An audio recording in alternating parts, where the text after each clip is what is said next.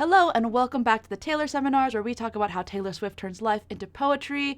I am here with my great friend and co host, Exquisite. How are you? Hi, Hannah. I am great. How are you? You do not sound great at all. I just realized it occurred to me, I was like, my voice is so scratchy because I had a long drive back home. And one of the things I do when I drive for a long time is I put on the Torture Pose department because it makes everything seem short. Because even though the Torture Pose department is super long, by the time I get to the end, I'm like, this album should be longer. And it's been 2.5 hours. So it eats into the That's amazing. I would love to be on a 2.5 hour road trip with you, scream oh singing my the God, Tortured yeah. Poets Department. But welcome to 2025, and we are here to do a little recap of the Tortured Poets Department, which came out in April of last year. And what a ride! Oh my goodness. We could not have known. We couldn't have known what she was going to do. Yeah, I think she announced the album in February, so almost a year ago at the On the Grammys, Grammy stage. and then dropped the album in April, and we Mhm. have never been the same. I never saw you coming, and I'll never be the same. Oh my gosh. This time last year, we didn't even know she had an album ready.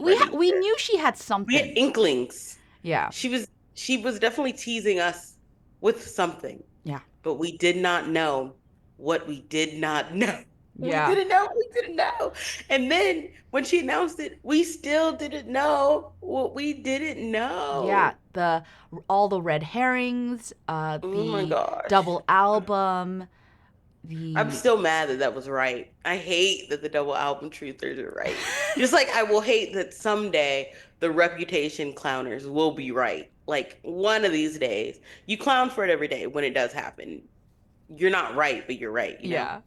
But we really wanted to take this time to kind of look back at this album after we've held space for it. We've had a lot of time with it, analyzing it, and now we want to reflect on it and give you some of our thoughts as to Yes.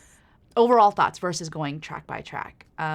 Yes. Anything before Yes. we be like, I mean, what are some of your initial vibes that you have? I just want to say, because I literally am like looking at the transcript of our like TTPD cram session.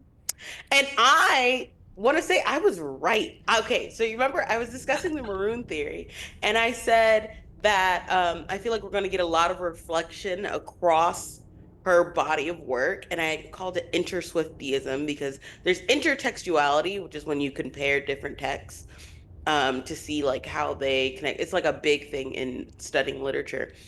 And I was like, I think there may be some callbacks, and I think it's going to be interesting to see how she contextualizes the relationships she was in the like the framework of her past relationships because she had already been doing that 'cause, with Maroon because it all goes back to my Maroon theory and it being one of the best track twos, even though TTPD title track has kind of bumped Maroon, which is crazy. It's crazy to me that I even just said that out loud. I don't think it just registered that I thought Whoa. that until now. What? That's crazy. Oh, a revelation that I'm still constantly having about this album. But it was just interesting to me because I felt like Maroon was her deconstructing a past great love to figure out what was wrong with the current one. And then she still deconstruct she did a lot of deconstructing and rebuilding, and it's all over TTPD, and I think it's one of the things that like I really enjoyed. And one of the things I just think we were right that she was going to do that, and it was going to be very scary for all of us. Every time I remember April 19th, I'm like, what a scary time for Yeah. all of us. Yeah, for me, when I look back at this album and the journey that I personally and we as a pair, but also we as a fandom have had, I think it's a lot. It was a lot to go through and digest Oh my with gosh, our with it's a these 31 lot. tracks. But I think for people who really sat with it and tried to understand it, you can really see the vulnerability of Taylor. I think the most, yes, in Midnight she was vulnerable, but I think it was easier with distance and time Hmm. from her and a lot of her subjects. But in this one, to know that these were songs she was writing in the midst of manicness, midst of depression, and the vulnerability that she gave, where she really could have swept a lot of this under the rug, was actually very brave and very, I know. very, oh, I don't know, like speak now ish of her. I know we talked a lot about, Which we said that even before the album yeah, came out. right, but very, very speak now. I mean, speak now was crazy because up until, but for self-titled and fearless, she was writing, she didn't have to write about herself. She could write about, Hmm. it wasn't as specific. She wasn't a celebrity yet. But starting from Speak Now, you were realizing, oh, like, it's about Taylor Swift the person. Obviously, Fearless had stuff like, you know, a little bit of Joe Jonas sprinkled in there. But I'm talking about, Yeah. like, it was really Speak Now, Red, where she was imbuing even more details and vulnerabilities into these songs. I mean, a song like Innocent Yeah. is like crazy, right? But Innocent is kind of a precursor to a lot of these songs, right? Yeah, because when you think about Innocent, and I feel like we could even really get into it here. Innocent has always been one of my favorite songs on Speak Now. Um, which is like, I guess a lot of people don't appreciate what it is, but it's kind of like this thing of Taylor. She's being a little condescending, she's like 32, still growing up now, but it's also she's like trying to contextualize the actions of that this grown man took against her and being like, I forgive you because I understand that maybe you didn't have a chance to grow up because you were in the spotlight. And it's kind of like her also her at least beginning to grapple with the fact that she is also growing up in the spotlight. She was 19 and she is telling this 32-year-old you're still an innocent. And at the same time, maybe part of me feels like she was trying to kind of reassure herself in that same way. Like, because we know at this time she's in her spiral of like she knew everything at 18, but as she's growing up, she's knowing less and less. Um, and Speak Now really started that. Um, Okay, and I wait. know the line, yeah. Let Okay, now that we're doing this, the Speak Now to TTPD lyric parallels are crazy. Like the innocent to the smallest man who ever lived being like Yeah, the yeah, opposite of that. Like, yeah. And also Innocent to Robin, yeah. which is, ugh, but again, like it's like who you are is not what you've been versus you are what you did. Yeah, that's what I'm saying. Exactly, exactly, Hannah. Oh, Speak Now is so good. Speak Now stand up. If you're a Speak Now stand, I'm Um, here. I'm sorry Taylor hates us. No, she doesn't actually, but I have the thing, and I don't know if I said this on this podcast, but the reason Innocent is part of the reason why Taylor is like that about Speak Now. She's only like that about this album because 19 is a really hard time to be a girl mm-hmm. or to be a human. And I feel like there's part of her that cherishes it where she was like first discovering like just how to be completely shameless the way she is when she writes. Like obviously she was taking charge. Like people had said she couldn't sing. They accused her of not actually writing. A lot of really vulnerable things that we continue to see in Taylor today were exposed after she won her first album of the year and when she was writing Speak Now, the things that she really takes to heart, which are being overwhelmed with the idea of fame, men messing with her when they should just leave her alone, and just entirely writing her truth. And again, we see that then reflected in TTPD, but I think she'll have a better relationship with TTPD than she does with Speak Now. Just because it's like she remembers Speak Now, she's like, wow, why? I That mean, shouldn't have happened. yeah. I was speaking of a lot of Speak Now songs. I mean, I do think the fact that she played so many Speak Now songs at the end of the Eras tour kind of shows that, Exactly. right? That connection between TTPD and Speak Now. I'm trying to look at the what she played. She played in Vancouver. She played Haunted. She played Never Grow Up. She played Last Kiss with Gracie Abrams, and she played Long Live. And I really think that all these songs um, are you could make parallels to TTPD, Hmm. like Haunted, right? Literal like dancing phantoms on the terrace. Oh, Um, all of the Holy Ghost, you Holy Ghost. from LOL. Those are both from LOL, right? What's Yep. the other ones I said? Never Grow Up. Literally, she mashed it up with The Best Day, but I think she also mashed it up with Robin or something. Like, Yeah, yeah, she did. the Last Kiss. Never Thought We'd Have a Last Kiss. I mean, you So Long London is kind of a kiss off to those things. But she also played the Tortured Poets Department, the Hmm. song, which I'm the biggest defender of this song, and Yes, I it am as well. it really reminds me of the song Ours, right? I know Don't the you R's of it yeah, all. like this love is ours. Don't you worry your pretty little mind. People throw rocks at things that shine. Like that can be very cute and romantic, but it could also be like, oh no, I'm like you just deluding yourself into thinking that everybody knows that we're meant to be because we're crazy, right? Which is also like why there are shades of woulda, coulda, shoulda, in that as No, and well. then all the Like I'm snide so remarks agree. from my father about your tattoos to you're a Yep, yep. tattooed golden retriever. Like, there are parallels here to the Speak Yeah, Now era. especially when it comes down to like at the end of the day, maybe she should have taken a lot of those advice, but it was her decision and she's been trying to grapple with that she should be allowed to make her own decisions since he was like 19. So, Yeah, and so, yeah, I think it is fascinating to see the connection. Granted, we also see connections from this album to albums like Red because of songs like The hmm Manuscript. We have the Scarlet Maroon reference in Chloe and Sophia, etc. hmm And Yeah. so it's Like pretty wild. ultimately we're always going to see connections because Taylor is so intimate with her own writing. She writes her own songs. So there's always going to be connections across albums, but I think like the ones that are connected to the albums that are connected to TTPD the most, in which I would call them all very closely related sisters, are Speak Now and Red. Those two Hmm. specifically.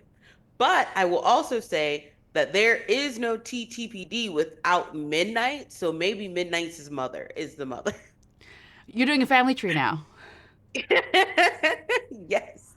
I love that. I love It that. doesn't it does make sense, but it kind of does because if there is no Midnights, she would never have begun to unearth everything she was going through. Yeah. Yeah. Yeah. Yeah. At least maybe not in the same way, because from Midnight came the fervor of the Eras tour. And I mean, we also have to consider Midnight is also in the wake of all the re-recordings. So it's all just so intimately connected. The webs she weaves. But I'm gonna say Midnight because I do want to say like we know Midnight was birthed by the re-recording. So when I mention Midnight, obviously I'm like keeping the re-recordings in mind. But when I say TTPD is related to Red and Speak Now, I'm speaking of the original albums. Got it. Got it. There. That's how we don't cross we don't cross lines. Yeah. And I love that. And the beauty of Taylor's music is this idea of being able to pick up an old memory. She literally sings like, "Do you remember? I remember when?" and Yeah. look at it in a new light. And you can revel in the nostalgia, or you can say, "Hey, wait a minute, that wasn't right." Like she wasn't sure from the manuscript if it was above board. Mm-hmm. There's memories become weapons, like in Would Have, Could Have, Should Have, and do you remember when my rain-soaked body was shaking? Was it hazing? Like these things are part of her storytelling, and they're so Yeah. wonderful. They're so wonderful. Okay, but since we mentioned storytelling, Hannah, let's talk about some thematic things Ooh. that are all over the album. And I guess I will launch one at you and you can give me what you think about it. Because you mentioned the rain-soaked body was shaking, was it hazing? So let's talk about like this violence that's all over. Like it's kind of crazy. Oh my gosh, yeah. This album is one of the most, probably her most violent album, where there is so much attacking going on, whether it's Mm-hmm. outwardly or being done to her. Even I feel like self hurting, right? It's literally everywhere. I mean, even in like the first song, she talks about wanting to kill this person's wife, right? Like, I oh, know. whoa, like. You Okay. know? But even something even more subtle in the beginning, like I was supposed to be sent away, right? Like Hmm.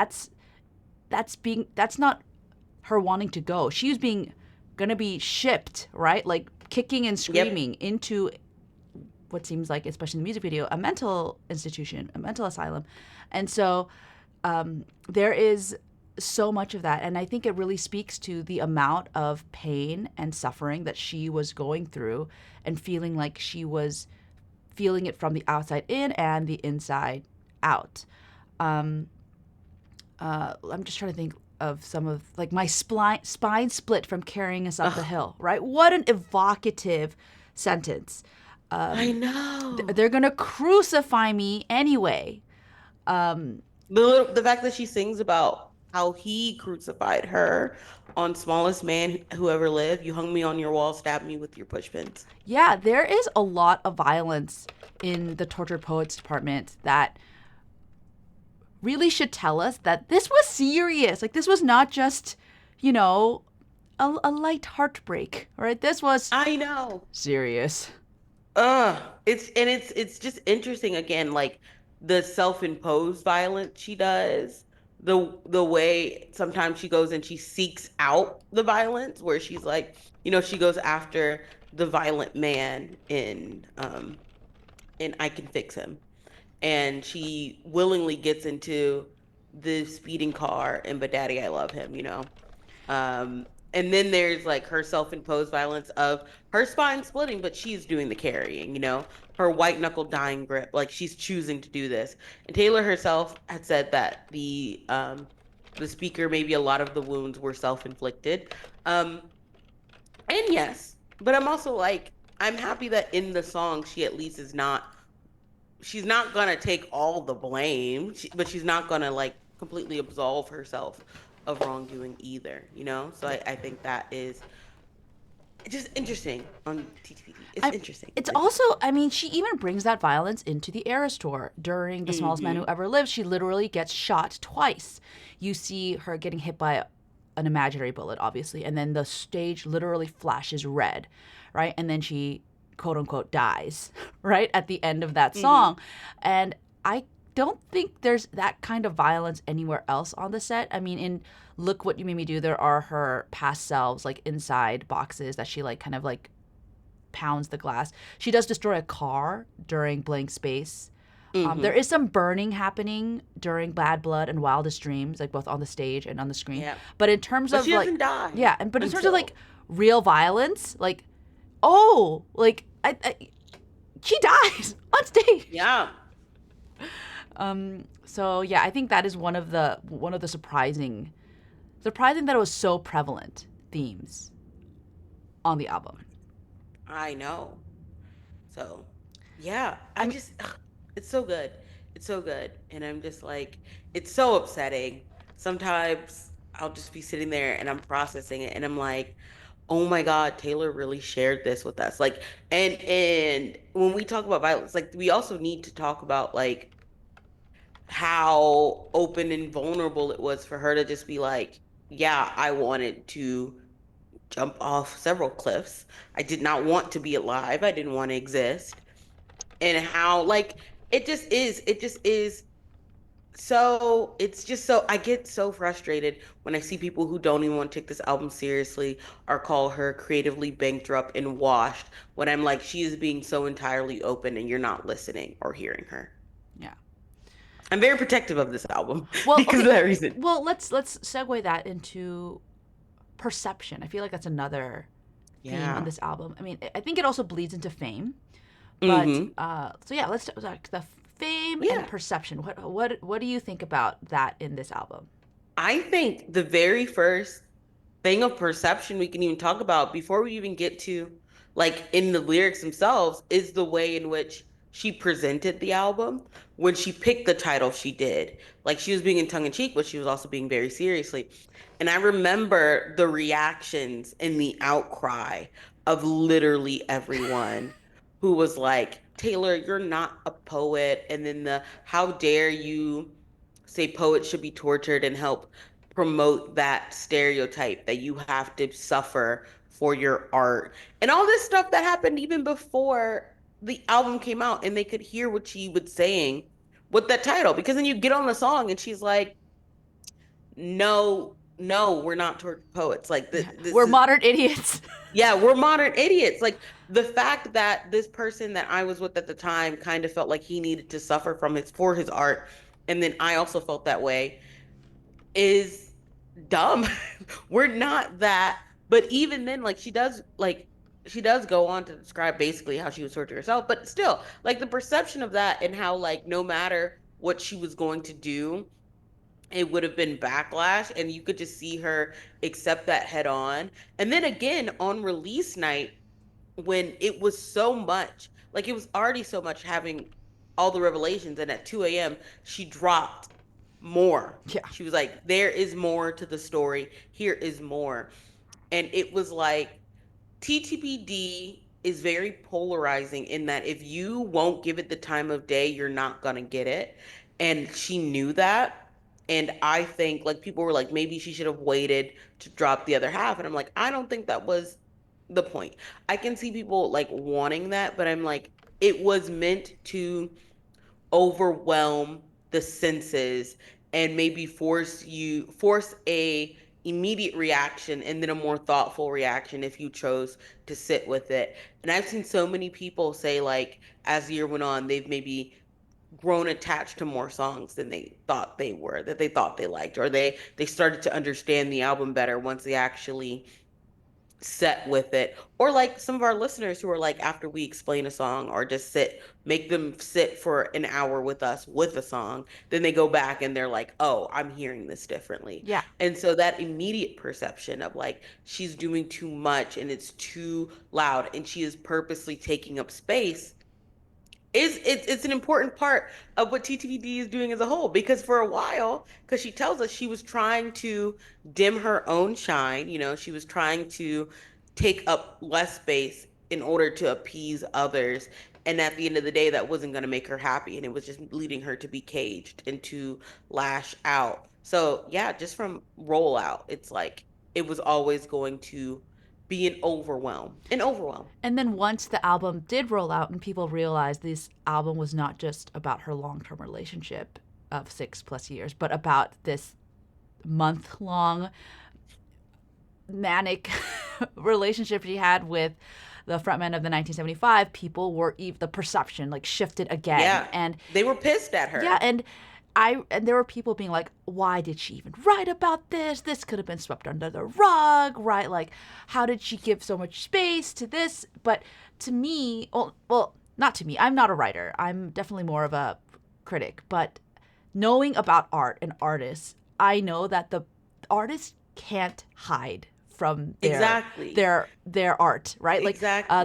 there's this idea that they can't lie to themselves. They can't they go where the muse takes them. And Hmm. Olivia Rodrigo, estranged pop daughter of Taylor Swift, sings, "I'm so scared of my guitar," because she can't lie to it, right? When she sits there to write a song, she can't. She like, I can't pretend that I actually love him because my guitar's like, do you, or whatever. Exactly. And so I think this Exactly. this idea that she has to hide the muses, I think, is so disrespectful to the artist. And Exactly. she Exactly. she No, so exactly. I have to read this. So this is from Ann Powers, who's a music critic for NPR. She writes for other places, and Hmm. uh, so she sings in the title track, "I think some things I'd never say," right? She's making an offhand joke, but this is the album where she does say all the things she thinks about love, at least, going deeper into the personal zone that is her métier than ever before. Sharing her darkest impulses and most mortifying delusions, she fills in the blank spaces in the story of several much mediated affairs and declares this an act of liberation that has changed and ultimately strengthened her. She spares no one, including herself. Often in these songs, she considers her naivete and wishfulness through a grown woman's lens and admits she's made a fool of herself. But she owns her heartbreak now. She alone will have the last word on its shape and its effects. Exactly. Exactly. Wasn't that Oh, so good? that's She so like Ann good. Powers That's got so it. good. And I think on that note, I do think it was naive of people, or maybe not even naive, maybe they weren't being, it's like they forgot who it was they listened to, or they weren't giving her any grace. And I mean, it's up to you if you're going to give her grace, I guess. But and I'm trying to figure out how to word this, to think that she would not address it in song. I didn't know how she was going to, but I was like, she will tell us in her music because she has always let everything be known in song in some ways. Like, like she Taylor is very much giving her truth in song, even when she's not aware of what her truth is. Like you said, where it's like even when she doesn't, know what she's writing, because she told her this when she like wrote Hope. She was like, I don't know what I'm writing about. You ask Taylor now what she was writing about, she could tell you what she was writing about. And she was like, I didn't realize what I was saying, but my veins of pitch black ink melted on the page and said what they had to. So I think to those who thought that she would never ever address it and just sweep it under the rug, it's like, who do you listen to? Who it is do you think that you listen to? Because she has like she's never been ashamed, I think, to admit things in song, maybe even things that I would have like kept locked up. I would have never admitted this, even though I can't say that I admit everything when I write. Like I put it in. Now there are certain things I write that I'm like, I won't share. And one of the like rules that, well, it's hard to say rules, but one of the advices pieces of advice, there we go, that I have been given as like a writer and as a writer who writes CNF at times is, if I am not ready to share it, then I don't need to share it, but I need to write it. Sometimes your first draft is the angriest draft that you could ever come up with. Like sometimes you just need in the first draft of a piece to tell someone to jump off a cliff and you hope they don't exist and you never want to see them again. And then you can later refine it. Like you have to think like, how do I not get sued? Blah blah blah blah. Those are other things to worry about. But as like an artist, it's never like you should never hold yourself back. And but you can tell how Taylor is. People call her, they'll be like, she's long-winded, she needs an editor, there's too many tracks. And I'm like, no, I think it is. She had a lot that needed to be said, and she was not willing to hold herself back. And I find that incredibly admirable. And yeah, she literally told us everything that we needed to know. And then she did it in such a way that when we get on perception again, when people were like, oh my, like they got to that second track and immediately they were like, the entire album is about a 1 month relationship. And I'm like, are you guys sure? Yeah. Are you sure? Because again, the way people perceived it, they decided to take the the reading that they would assume is the worst and make it just that. And I'm like, Oh, no, no, like like I'm like, literally you're not taking your time. their their perception, so again talk about perception, is spot like narrowed, like where they just have this one peephole into and or one spotlight where they're just spotlighting, yeah, that's a better word, they're just spotlighting one section of the album and then hating the album or not understanding the album. And if you really listened to the standard, especially album as a whole, you can really see how she structured the album so well. It's the Album of the year. I don't care. no, the track listing for this album is superb. And if you were able to open your eyes and relax, unclench, and listen to the whole thing, you Like can just really see. accept, let it wash over you. Yeah, I mean, we have the Fortnite as a prologue. We have track Hmm. two TTPD, giving you TTPD and Down Bad giving you this arc of this one. No, TTPD, giving you kind of the what happened short form, and then track three, My Boy, that's the break of the previous relationship. Then we have Down Bad, the break of the second relationship. So you see Hmm. this manic up and You see down. it taking shape. Yeah, Like you see it taking shape. And a keen listener, in which I assume that all of our it's dear so true. listeners You guys are so. are also keen and so willing to at least think closer and look at, like literally look, like hold it in your hands and hear what it is trying to tell you. Like you'll see that it's a lot more complicated than people want it to be. Everybody saw that Tattooed Golden Retriever line, and I remember I was so angry because when the album leaked, people were being so mean. And it was right before my birthday, and I was pissed. I was like, this is not fair. And I remember being so angry. So I logged out for the rest of the week until the album came out. And I'm like, all of those people, they got to Church Post Department. They saw Tattooed Golden Retriever, decided the entire album, except maybe one song, was about one person, and said, how dare she feel this way about someone that we hate so much? And got mad at her about this. And one, not only do I think it's unfair, but I'm like, that's a little bit ridiculous. And Taylor herself is like, that's a bit ridiculous Yes. because she gets mad at it. Oh, but daddy, I love him. Um, but if you like looking at just those beginnings where she's like, Fortnite prologue, what you said about Torture Poets Department, going into My Boy Down Bad, So Long London, and then a complete implosion across Yep. to then where she picks herself back up. And it's all so good. And I just think back to how people picked apart every little line and took things completely entirely out of context, didn't allow her, like, didn't even think maybe she was trying to be funny and was in on the joke, because women are never allowed to be in on the joke about themselves. um Said she's talking about an asylum and being like, that is her house. And I'm like, no, that's not what she's talking about. You're literally just doing this because you're mad. And a lot of it, again, is backlash from Midnights, which is funny because TTPD is like the the a legacy of Midnights and its own backlash in her own personal life.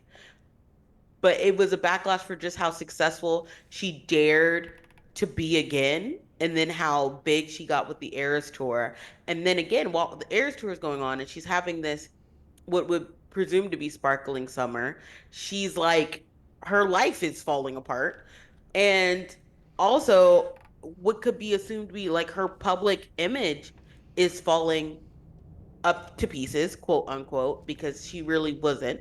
Like, it's kind of like, yes, she's too big to fall, but that doesn't mean it doesn't hurt her. Mm-hmm. And it doesn't mean there wasn't, like, that summer there was just a whole lot of confusion, like for me, for other fans, for Taylor, for like the media who was all watching her like a hawk.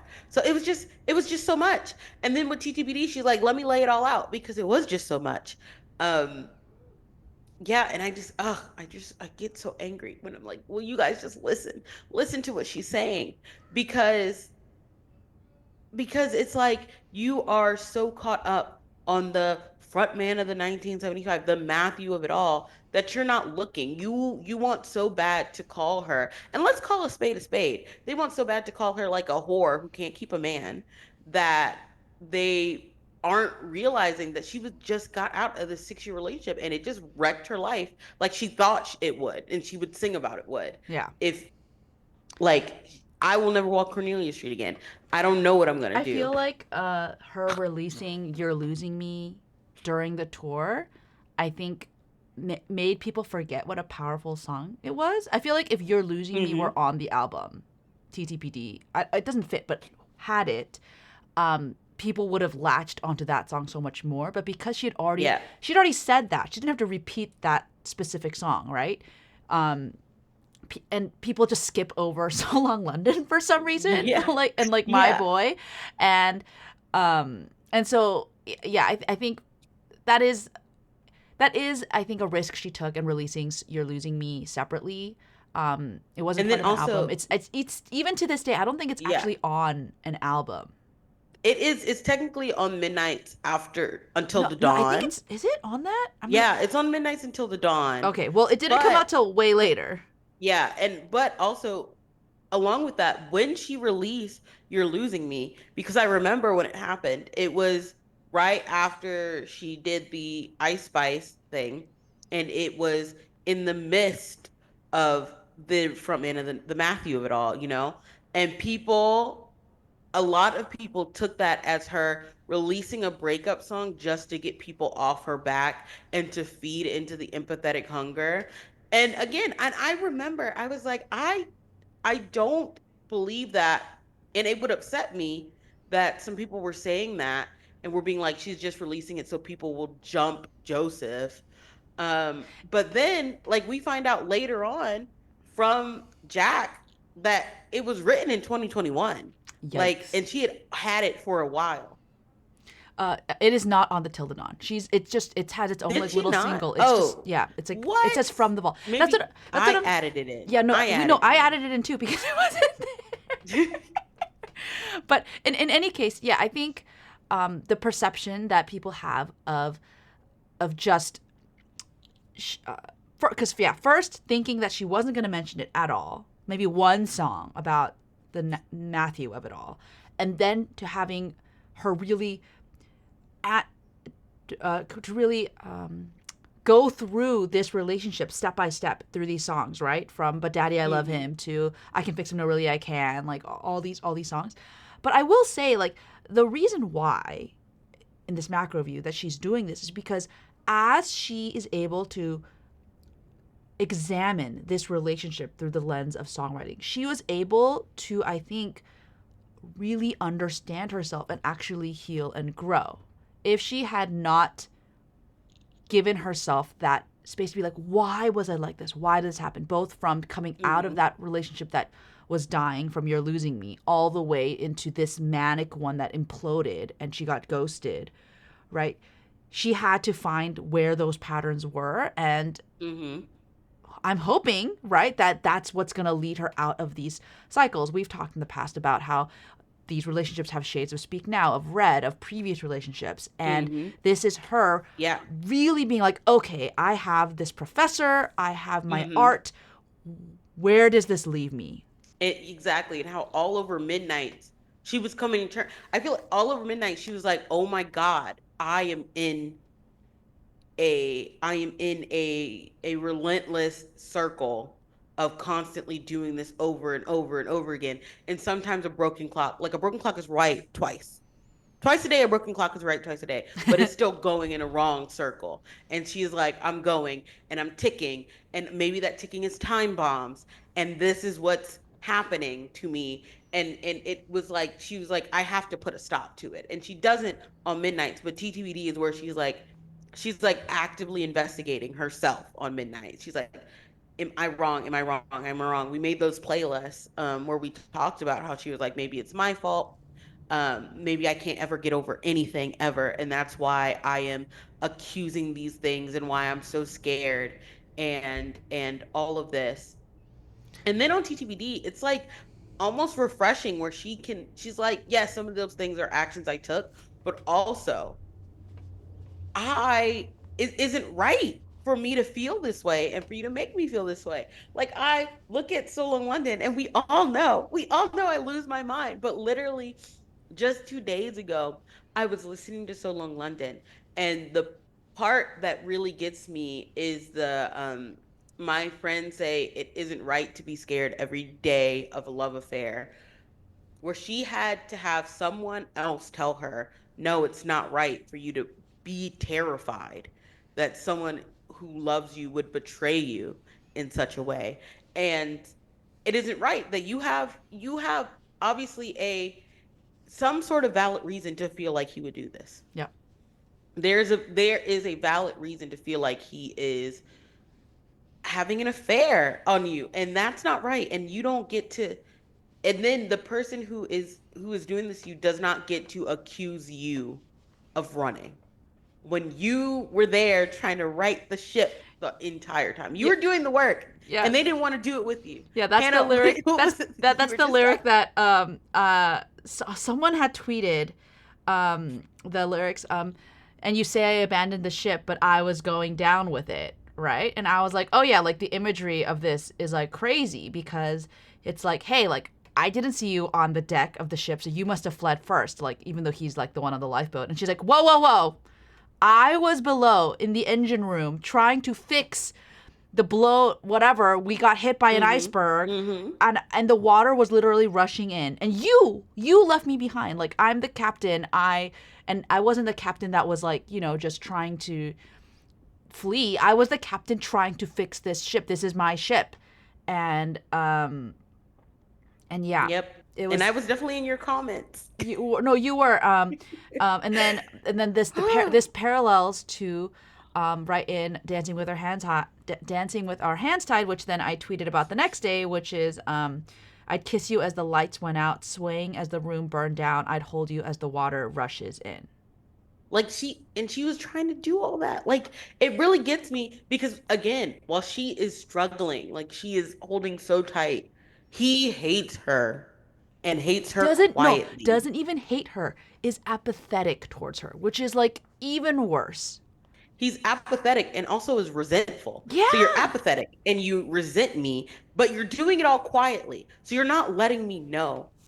And that's the part that kills. Holding tight to your quiet resentment. It wouldn't just be holding tight to your resentment because then I know.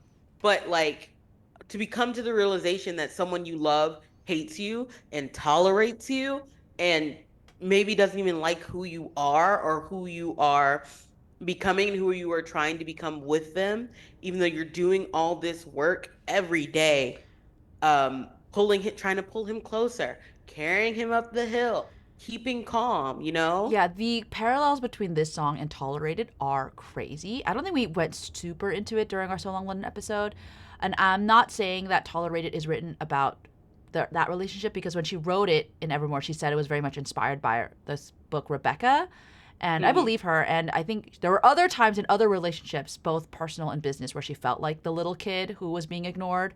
But Mm-hmm. I think maybe the reason why Rebecca did Hit impact at hit that her, yeah, time. was maybe because she was also feeling it in her present day and she didn't realize it till later. But like this line, Yeah. like, just how low did you think I'd go before I'd self implode, before I'd have to go be free? That's literally like, what would you do if I told you, right, like I could take this dagger in me and remove it, right? Believe me, I could do it. Like I could do it. And then tolerate it, she doesn't do it. But what I remember, I can't remember who I was talking to, but I was like, tolerate it. And also So Long London are what happens when the bolter, what she tells us about herself, that she is a bolter. This is a song that she's written about maybe her own instincts. It's what happens when the bolter ignores their instincts in a bad situation. Yeah. Like you're like, I gotta, because sometimes your gut response you should follow. Like you shouldn't ignore it entirely, especially if it's like screaming at you, it's time to go. You know in your soul when it's time to go. I love that you said You that know. about the bolter, because I want you to listen to these lyrics from Tolerate It, right? I wait by the door. She's not bolting, right? I Mm-hmm. sit and listen. I polish plates until they gleam and glisten, right? Like she, and then while you were out building, other words, where was I, right? Like she's nowhere. She is stuck at home and she's Left by just, the house. I love telling you, you left me at the house by the yeah, heath. Like, oh yeah, my God. yeah. She's, and then you assume I'm fine, right? Like, um, whereas she is literally dying on the altar, waiting for the Mm-hmm. proof that he loves her. And what's worse is that she is not to exile, but she's giving so many signs. And she's directly communicating that, hello, do you not like I'm telling you, I'm listening to you, I'm talking to you, but you're not listening back. Like you're not listening to me when I tell you that this is happening. Yeah, And or you don't want to work on it. yeah, yeah, and so it's a tragedy, right? I think, again, people skipping over So Long London in the context of this album, I think is crazy, because it is, It's crazy. And it also goes to the fact that they're also skipping over what she said in the poem. yeah, It's like they're skipping over a lot because they want to assume the worst, yeah. But um, instead, she and be gives like us that she had no reason. some of the best lyrics of her I career. So know, many mixed muses as well. The oven microwave and is, she's like, this is why it happened. You guys are not listening. Everybody is like, oh my God. They're like, oh my God, it's because she was hung up for like quote unquote 10 years, blah, blah, blah, blah, no. blah. And it's like, no, no, no, you're missing. There would be no, I am so lonely that I am susceptible to someone texting me the downtown lights if we weren't having silent dinners. Bitter. If we were not bitter, he was with her in his dreams. Like Hmm. if we weren't having silent dinners, if I wasn't allowed to fester because I'm trying and he is not. If I wasn't left alone, the house on the heath, because there is so much loneliness. There is so much loneliness. Like she's a broken toy. He stopped playing with her. He left her alone in the house that was supposed to be theirs, far away from everything she knew. So if none of that had happened, I would not have been susceptible to a familiar face, Yeah. a familiar perhaps what if. I would not have been susceptible to that had you been paying me any attention and had you listen to me. And so now there's this person who knows because they have now positioned themselves as the only person who understands me.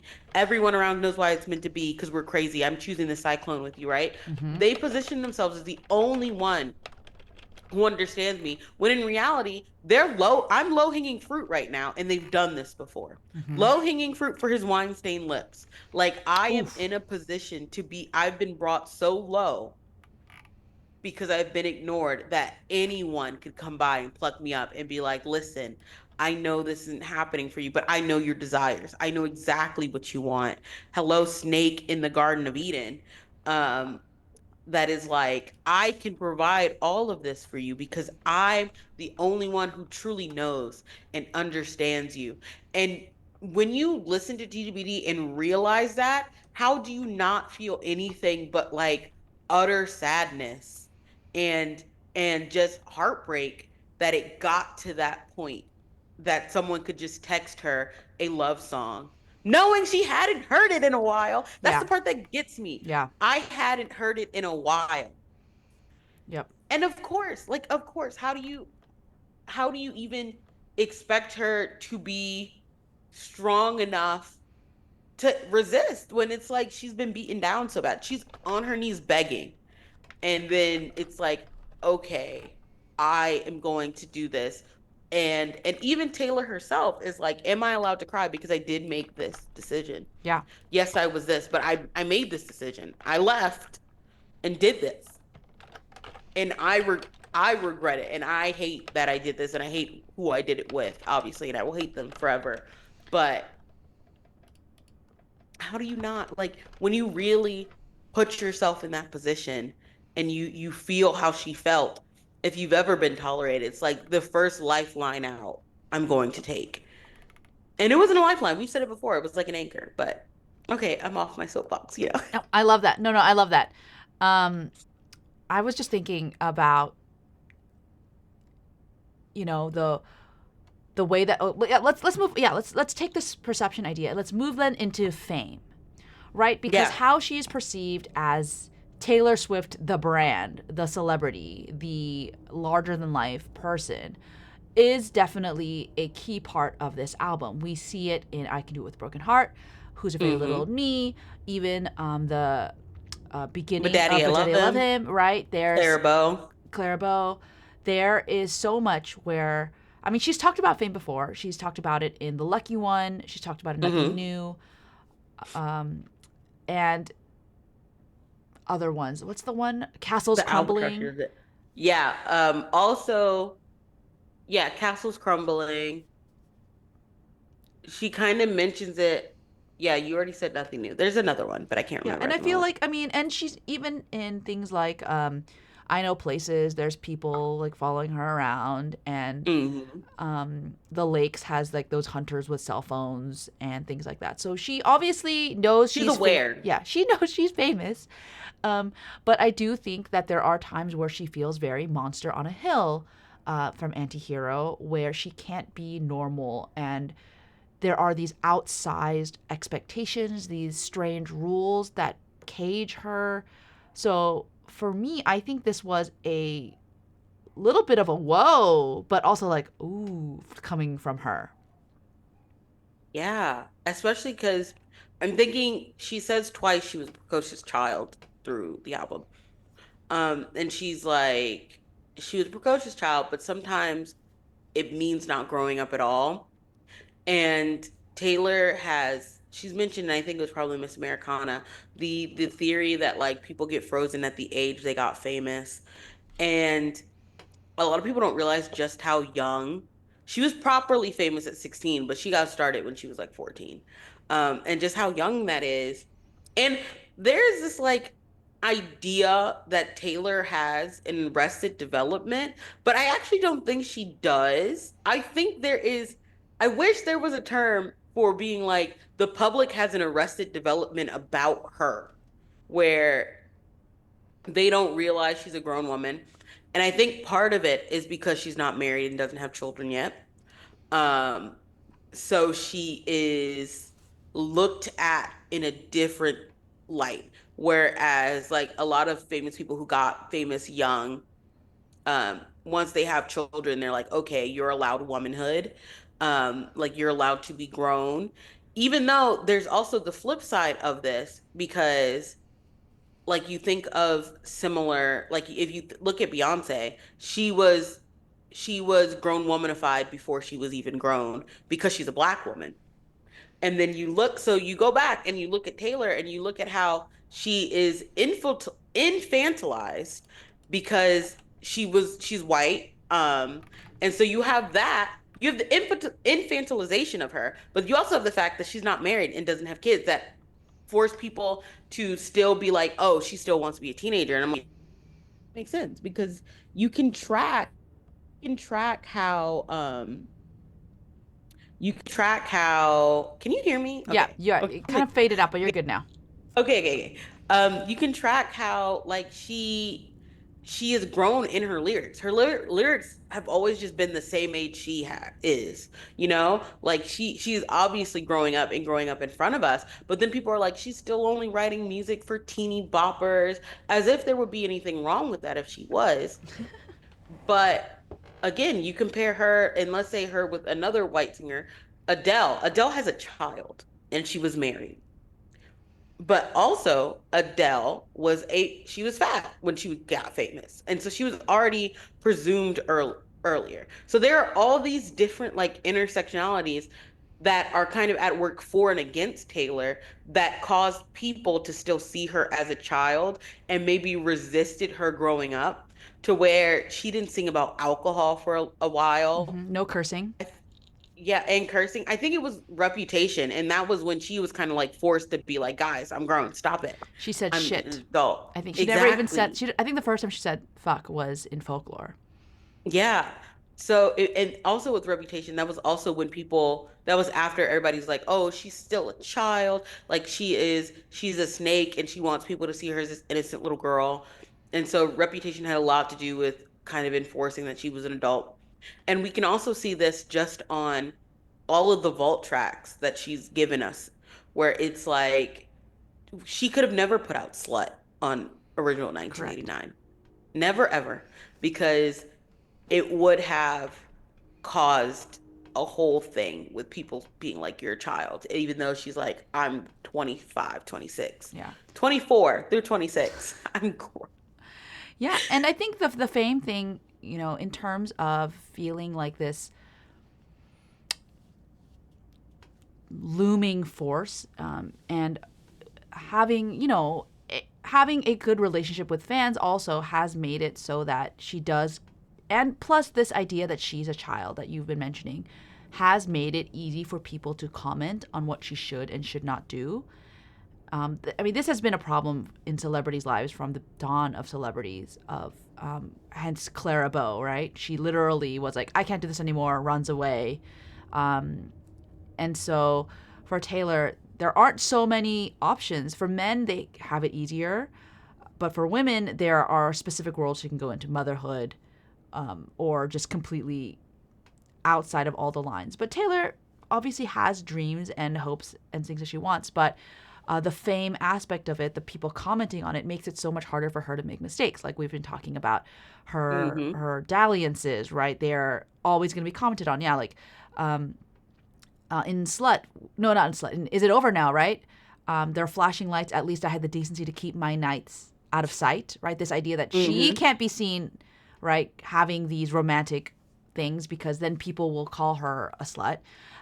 There is, and so then even with the song like But Daddy 11, like all the Sarahs and Hannahs, not me Hannahs, other Hannahs, in their Sunday best, clutching their pearls, singing "What a Mess," right? She knows those voices exist, and it has to come to a point where she just needs to know where those boundaries are. Like, who are the voices that I should listen to, and what are the ones I should tune out. And I think now, parasocially, I think that she has a better balance on that. Yeah, I like to think because she's kind of told us that she has a better balance. In TPD, she's just kind of like with the albatross and like other things where she's like, I have a better balance with doing this. Um, I hope soon we're gonna get another print interview from Taylor. I'm begging. Taylor, talk to I know. us. Rolling Stone, I'm sure, would love something, you know? I'm sure they would. Like, oh my goodness, Taylor, please speak. We'd love to hear you Speak speak. now. Yeah, please speak now. But I think there's nothing wrong with assuming the best for her now. I don't get when people are like, how dare you assume she's happy? Because remember the last time we assumed she was happy? And it's like, what? Yeah. Let's aim for happiness, guys. Let's not aim for tragedy. Like, what? What? And also, maybe some of us had thought something was wrong, but we just kept it to ourselves Yeah. because it's Yeah. not. And I think this is a good reminder for us as fans. Like, we don't know everything in her life. At the same time, Hmm. there are things she does share that we can take at face value, and we have to remember that she's human. Humans can make mistakes. Humans can decide things on their own, and she is allowed to explore the life the way she chooses. And we can have our own opinions, but you can also keep those opinions to your own group chats. Exactly. And also she demands it because she said so. And but daddy, I love him. She's like, shut up and let me do this. And I can understand why that may have rubbed a lot of people the wrong way. Yeah. But I think that was the point. Yeah. But also, she does love her fans, right? I think Exactly. if anything goes to show, she didn't cancel a single show unless it was literally act of God out of her hands. Hmm. She continues to meet fans, to Yep. interact with fans, and talks every night about how she loves us and how this tour, in a way, I do think, helped her to get through it. Yes, the crowd screaming more was there are times where I'm sure she was like, I don't want to get out there, I don't want to sing these songs, but she did it, and afterwards she was like, oh my god, I'm so glad I Yeah. did, and it helped her grow. I don't even think the line of the crowd is screaming more, and I could do it with broken heart was positioned as a bad thing. Hmm, hmm. I think she was like, this is what's keeping me going because I have to do it with the broken heart. Yeah. Like the pieces of me are shattering, but look, the crowd is screaming more, so I'm gonna give more because this is what I can do. And specifically in that song, she goes, fake it till I make it, but And and I I did. did. And she's proud of that, as she should. She's like, I did it. And I got a second shot at my sparkling summer, and it was sparkling and dazzling. And my beloved Eras tour. Oh my So real, God. so real. I miss Eras tour so much, but I'm so excited. I'm so excited for what's next. Yeah. That is just, we just have to wait because she has told us her new outlook on life and releasing things. And When that it's time, you is just do it. when she feels like it's ready, she'll release it. And she's also said she doesn't like to do the same thing twice. Yep. So I think people who like may think she's sticking to her like two re-recordings, one new album schedule. She may just not do that. She may not. We should always expect the unexpected, stay on our toes, kind of. Um, but there's so much good coming. I'm so excited. I'm so excited for her movie. I'm so excited for TS12. whatever she wants to give us in TS12.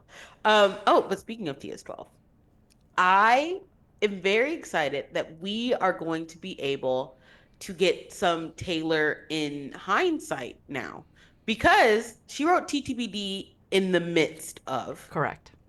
So it's going to be very interesting to see her now that she can see the forest for the trees, now that she's above the trees, if I want to take a line from Happiness. Hmm. Um, because she wrote TTBD while she was right down in it. So I think it'll be very interesting to see her work because obviously just because you are past it doesn't mean it doesn't hurt or you don't still have things to work through and maybe want to work out in song. Um, and that's going to be interesting. I'm excited to see what song she gives us and what more she wants to share. And I am, as always, willing to sit with Taylor and face it, whatever she wants to give us, and sit with all the things she wants to give us. And of course, I'm happy for her, happy songs. And phew, I just sneeze because I'm so excited. I'm happy for her happy songs. And I'm happy that she is now in a place where she can look back on things and it doesn't feel so prescient and heavy because all through TTPD, you can tell she's writing in the midst of it. And it is heavy and hard. And I'm happy that she is in a place where everything can feel lighter. I love that. There are other themes in this album that we've talked about in previous episodes, like Innocence, but we kind of did that pretty recently, like in Robin. So you can go back and Yeah. listen to that. But I'd love to then have us jump into the what you think are the thesis statements from TTPD. So I'm gonna go first.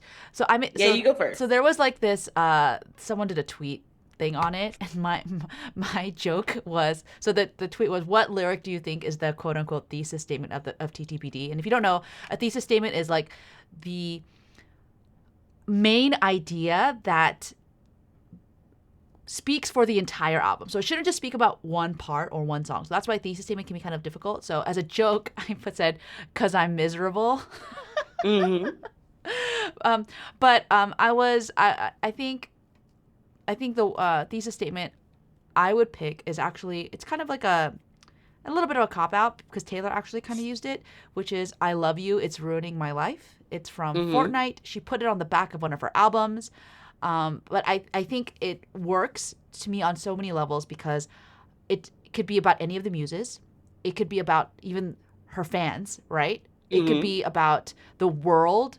It could be herself, right? Like it's and also even for like the Alchemy, which is obviously a happy love song, right? Even that, like later in So High School, like, what do you want to marry, kiss, or kill me, right? I'm betting on all three for us too. Like even that, like, I love you, it's ruining my life, in the good way, like in the wreck my plans kind of way. Hmm. So to me, I think that's a safe but certain thesis statement. Yeah, I think that's great. I think and I have said this, I low key think that half of the thesis statement for TTPD is found in Would Have, Could Have, Should Have from Midnight's. And It now that would I be from know, Midnight's. yeah, yeah. And now that I know, I wish you left me wondering. I think that's half of the thesis statement for TTPD. Um, yeah. And then I think a thesis statement is from track five, obviously, Solo in London. Just how low did you think I'd go before I self-implode? Before I have to go be free? I think that is a great thesis for this album because the entire album is tracking how low she went and then her self-implosion and then her being free. Ooh, I So like it's in that. three parts. Oh, I really like that. I like that a lot. Um, because yeah, I love that 1, 2, 3 with the because yeah, because I think the tricky thing about the thesis statement for this album is there is the growth aspect at Hmm. the end. I tell a lot of people saying like, "Oh, the story's not mine anymore" as a thesis statement. And I was like, that's not a thesis statement so much as a It's not. That's kind of conclusion, like, yeah, it's a conclusion. right? But you really have to encapsulate um, It's okay. another It's one. because they don't know what a thesis is. It's yeah. That's not their fault. I mean, other ones that I liked that didn't quite fit were "It's a Wonder I Broke." Let's hear one more joke. Then we all could laugh until I cry. Yeah. Um, I think that's a thesis statement of a certain arc, yeah, of a you certain know? arc. Yeah. But yeah, I think we both picked good ones. I like that. Yeah. I like that. I just really do because it just, yeah, it is. It is because it tracks three ways. Because she gives us a little bit of her going be free. And that is the story isn't mine anymore. She's like, I'm untethering myself, Yeah. locking up those doors behind me, Yeah. not going back. Yeah. So Um, just so by the way, the other back covers are "You Don't Get to Tell Me About Sad," "Am I Allowed to mhm. Cry," and "Old Habits Die Screaming." So Which are all very, Very Yeah, great. You don't get to tell me about sad. Am I allowed to cry? Oh my goodness. yeah, That is just this the question of am I allowed to cry in context of TTPD? It's like yes. Yes, you are. And I think by the end she's like, yes, I am allowed yeah, to cry about it. yeah. In fact, She she's so still is. productive, and it's an art. Exactly. I cry a lot, but I am so productive. It's an art. And yes, you are allowed to cry about it. I desire with all hope, and I don't care how much discourse, I would love all of the recording sessions. I'm being greedy about this, but I'm like, the first drafts, because that first draft of My Boy, I think it helps a lot of people realize how good that song is.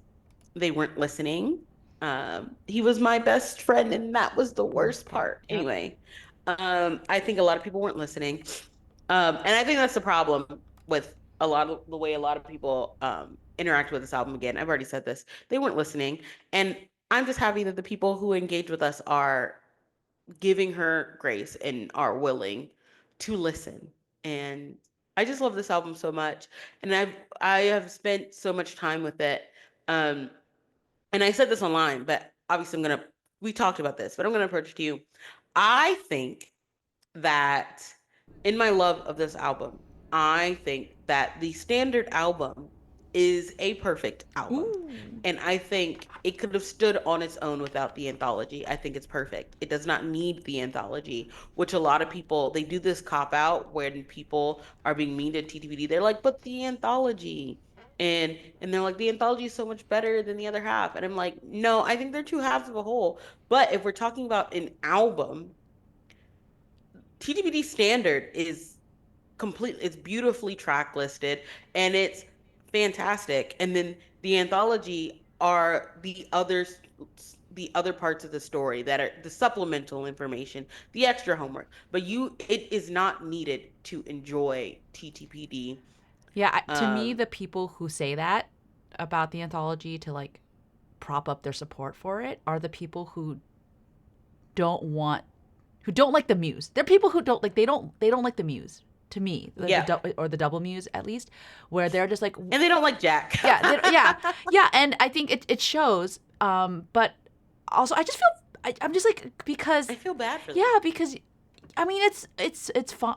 It's fine to like individual songs on an album and have them be your Hmm. favorite, but the beautiful storytelling, in a way, you could say that this is almost the TTPD standard is almost a concept album, right? It's the story of Yeah, this woman who went. I love this. I'll never stop talking about this metaphor from the oven into the oven into the microwave, right? This woman who yeah, had to go through that and that power that she gained from it in the end. But if you just yeah. listen to the anthology, then you are getting just pieces that have no context. Yeah, you're getting it all without context. You can't, like, there is no connecting parts. And I think you do yourself a disservice to just disregard the standard, especially if you are a fan. This is not to say you have to like the album. I'm not going to put you down if you're like, I don't like it. It's not my favorite. It's ranked lower, blah, blah, blah. I'm not going to say that because that would be unfair. Everybody has their own likes. But I think you do yourself a disservice if you refuse to see what it is doing and what it is doing well and how it's doing that well. I'm not saying you have to listen to it, but I am saying, like, I think you need to understand what it is she was trying to do and how she did it and why the standard is so important. And I also feel like a lot of people who are so quick to dismiss the standard are also maybe some of those same people who, when people question Taylor's songwriting, they immediately point to folklore instead of being like, first of all, she's been a songwriting prodigy since the beginning. But I'm like, You Belong With Me is a perfect song. Ooh. Like, people forget that it, like, songwriting is also about melodies. Taylor is a composer and the lyric writer. It's not just the lyrics. She's coming up with the greatest hooks ever, you know? And I think that, yeah, I think that people, again, are doing themselves and everyone else a disservice when they are so quick to being like, well, look, she wasn't good till folklore. That's what, kind of what they're implying. I know they're not doing this on purpose, but it's just it's one of the things that begin to irritate me because I'm like 1989 Red, Speak Now, Fearless debut are all there and have all like she's only begun to like further refine her sound and her talent. Hello Midnights, I love you. I'm so sorry people think you're her worst album of the year. I'm so sorry. You're my baby, my child. I love Midnights. We Because love again, Midnights. thank you Hannah because it's like she was so brave on Midnights to be like let me look at what's keeping me up at night. So, And then she continued to be brave with Torture no, Puppets. I I can't remember if we did this on the podcast. This is a great way to end. I can't remember if we did this on the podcast or if this was one of our voice notes or whatever, but this idea that TTPT is like the culmination of everything she's done from 1989 until now in terms of, Yes, I think we talked about this, but I don't remember when yeah, we did. but this idea that she started playing with pop a little bit in Red, but then really pushed into it in 1989 with Jack, with the synths, and then just kept refining and and exploring and pushing the limits of that. And then she had a real breakthrough moment with Midnight, Hmm. especially after Folklore Evermore, were her little indie albums that are actually not that little. And then with TTPD, I think she really expanded into all the nooks and Yeah, crannies of what that could be and pushed it. taking folklore and Evermore too, and combining it with Yeah. Midnights and all of Yeah, this. and so I think this is really that culmination, that full like I have mastered this. And so now I think Hmm. as we look forward, where is she going to go next? There's a possibility that she Exactly, will take this to a whole other level that we just don't even know about. Possible. I don't exactly. know. It's so hard to get to try and grasp what she'll do next because she doesn't.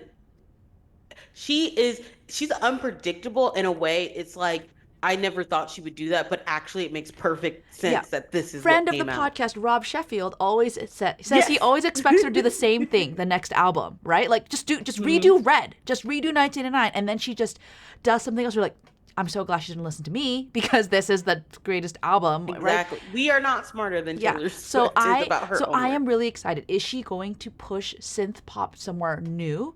Is she going to go Hmm. in a completely different direction? Like I'm done with synth pop, here's what's next.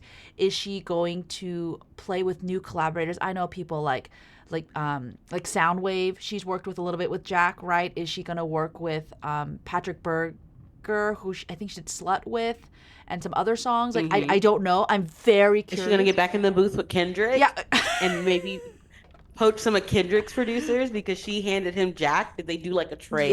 yeah. Who knows? I Yeah. know she is too. Like she has so many tools in her arsenal. She, as a producer, knows the sounds she wants and goes for it.